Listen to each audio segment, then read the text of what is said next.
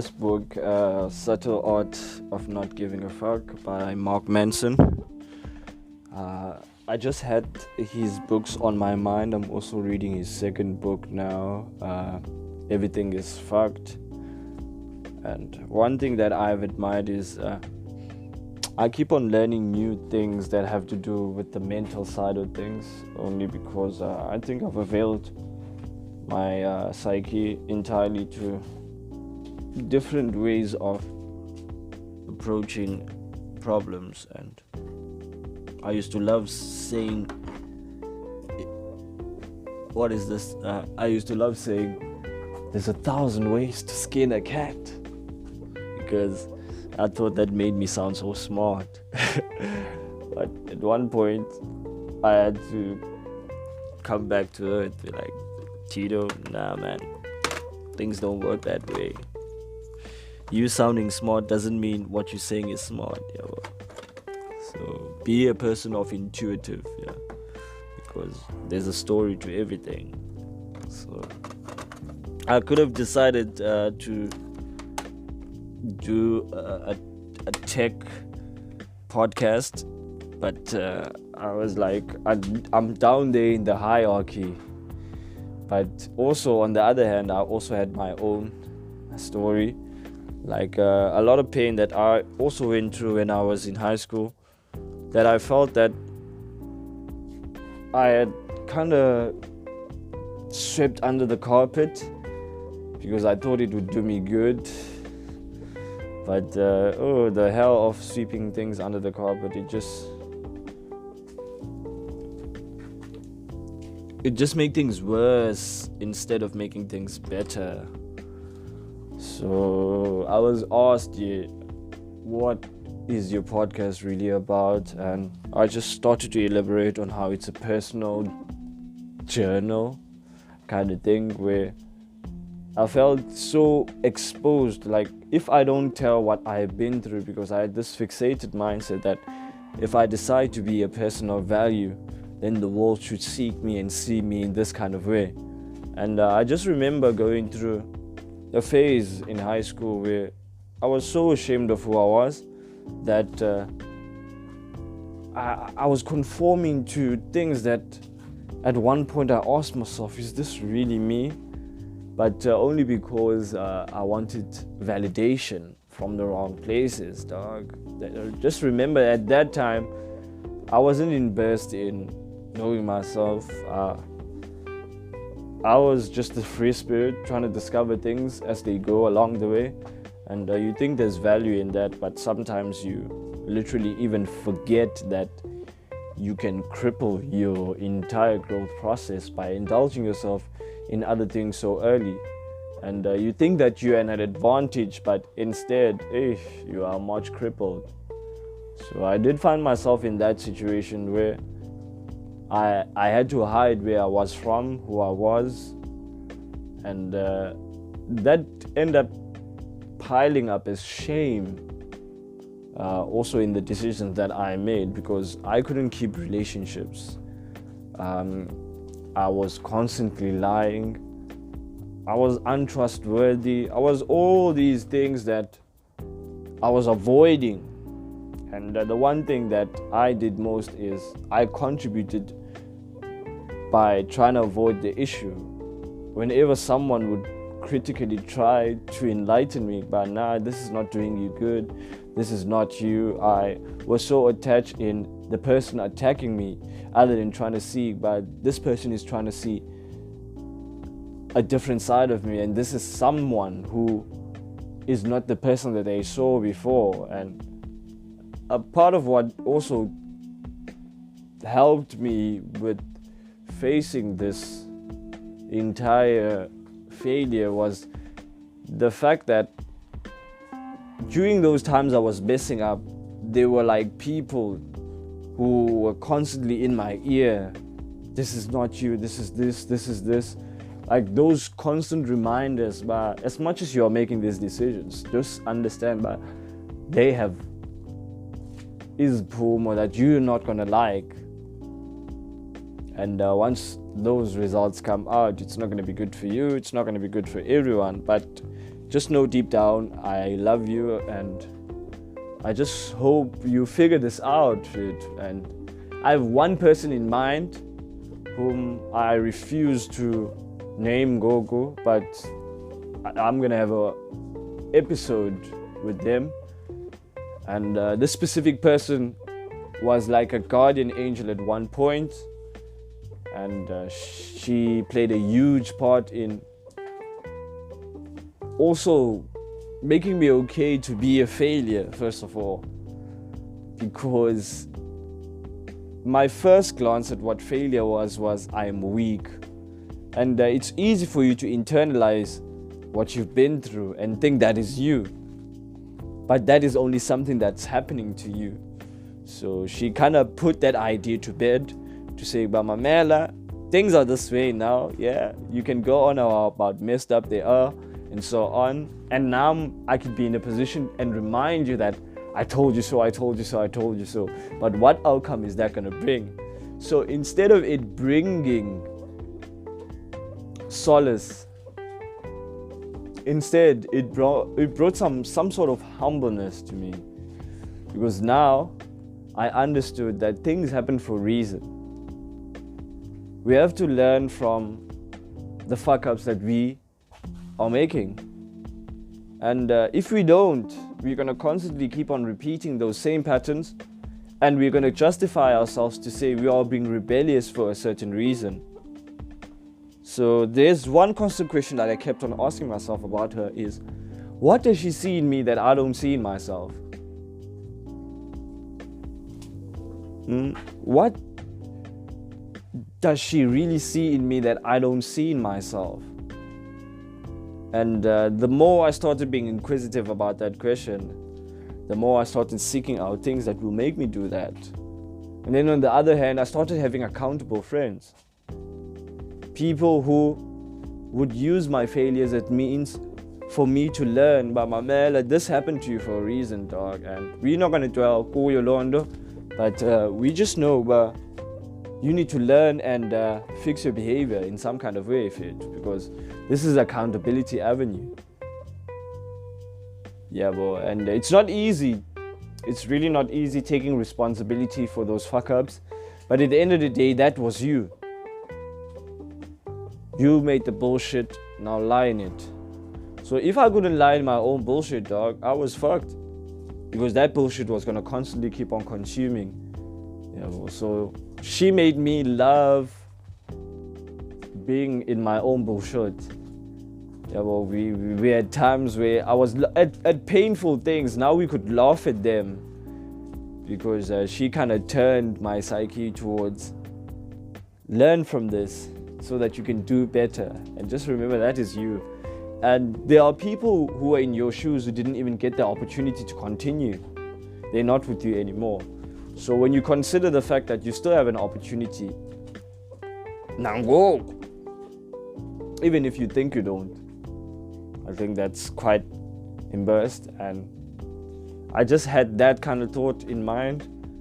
And I understand that relationships sometimes they can get strained because there is no interaction, there is no accountability. Like, no one is pouring into their account, and when that does happen, restlessness can happen. People can make up things in their own mind, and that really don't matter. But it always goes back to that fact that there are people who helped me. They really did help me, and I just want to be grateful for the fact that they did help me. And I don't want a time to come where they are not here, and now all of a sudden I'm thinking, this is what I wanted to tell them, this is what they meant, and so on and so on. Because we as young people, we are taught to figure things out on our own. Figure things out. But they played a huge part, because they were sitting in the class. They were the same people who trusted me to sit there and inform them about the lesson. And it takes guts. For a guy who was a fuck up, I kind of give myself kudos, because I could have bossed myself and say, yeah, I'm a fuck up, I can't do all these things. Even this teacher, but I wouldn't have been able to attract that kind of energy, that kind of trust between them. They elected me prefect, they elected me RCL. I was kind of a speaker. I also went on a tour or some sort of a project of an NGO, Paeskela, which I got an opportunity because I got on stage in front of the school and I told the school why I deserve to be there, dog. So it's those moments that I understood, but I had to face those fears. Now I can have confidence. Now I can have all those things that I can build on, so that even if sometimes things get strained, yeah, boy, they feel like things are against me, I can bask in those achievements, but like, dog, you also been through that. Remember, you couldn't even stand in front of 50 people, and here you stood in front of 300 people. God damn, look at that. And we need to pat ourselves on the back, and I do. Because I look at this picture in front of me in grade 3. That young boy didn't know anything. And now that young boy is a grown man and he's still learning. There's more that he knows now that he didn't know at that age. And I'm trying to return to that inability, that young person who was full of possibility, that young person who had this world that he was living in. And it's a universe that I'm trying to create with G7M and with Galore 7 Media. Things are gonna start rocking, but at the end of the day, I need to put trust in myself and the fact that I will manifest everything that I want. I must constantly keep on preparing myself for what the Lord has for me, because once I get it, it will not be heavy for me because I've already done the work. So I'm just building muscle along the way. That is all. Build that muscle. Lay that brick per day. And as we prepare, we constantly keep on fighting. And the fight will only depend on you. There's a very important book that G7M loves and also appreciates. It's Sun Tzu's Art of War. That is every man and every woman should read this book. It's highly important that we indulge ourselves in strategies. Another book for my black brothers and sisters that I like and appreciate is Steve Biko's I Write What I Like. I write what I like. Such a beautiful and an empowering book for each and every black and also melanin person upon this earth, because opportunities only comes to those who create them, and I only want to manifest what I want for myself. Misery is already there. Other people are already considering all those kind of things for themselves. I don't consider that for myself. My main initiative is making the best of what I have at my disposal. And that only happens if I focused on what I do best. So dwell on your own power. Seek what seeks you. And I just want to consider this part, and this month, this upcoming month, most importantly, I need to rewatch Matrix. The trilogy. To be honest, I was quite disappointed with the last movie, but you know, times are different now, and you can see when something is being rushed. When something is being rushed, you can see it's not polished. But I do understand now, and I wouldn't have understood if I didn't pay attention. And we must pay attention to the right things. For me, I like to know what's behind the curtain, not just what's on stage. So the best will only come to you when you decide to be the best. Greatness won't find you when you're like this. Greatness won't find you when you're at your low. It's always going to find you while you proceed. Opportunity needs to find you when you are at your highest. And you have that power. You can either entertain what you don't want, or you can entertain what you do want. But whatever choice you make, you are right, my friend. You are right. So let it proceed in such a way that you have dominion over your own thoughts. Dominion, in other words, is power over your own thoughts. Because what you let in here, you decide. You decide. And whatever you choose to give a fuck about is what you choose to give a fuck about. And I choose to give a fuck about myself. This is another reminder that B7 Universe reminded me that we need to hydrate. Most of our wealth comes from hydrating. So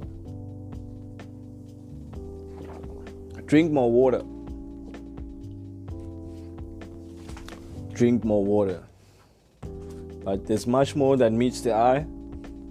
And the only most important thing that I shall invest in is myself, so that I can be better, not just for me, but for others too. This journey is the most gratifying one. It is the most excruciating one.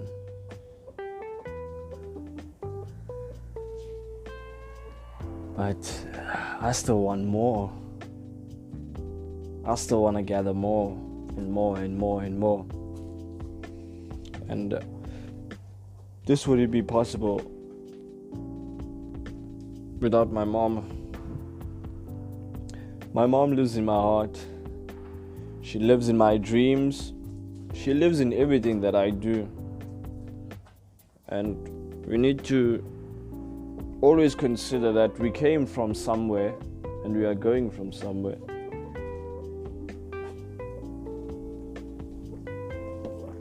And I heard something in a documentary that said, when your mother gave birth to you, she gave birth to herself.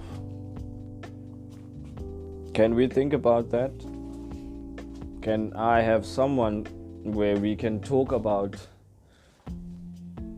the constant, the importance, of us loving and respecting our mothers?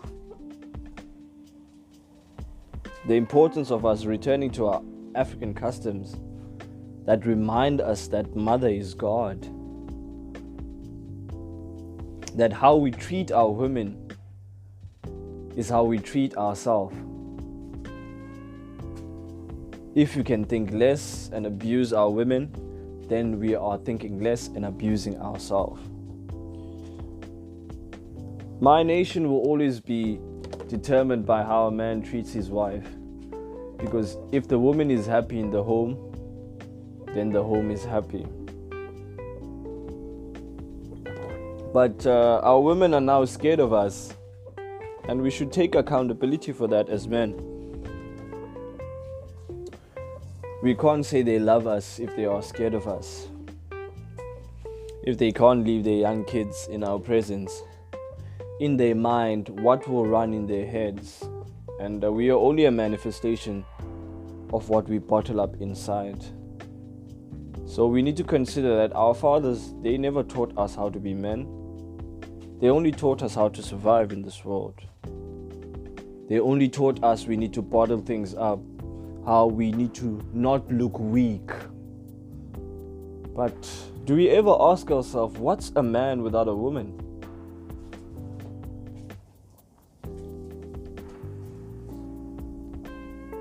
Really, what's a man without a woman?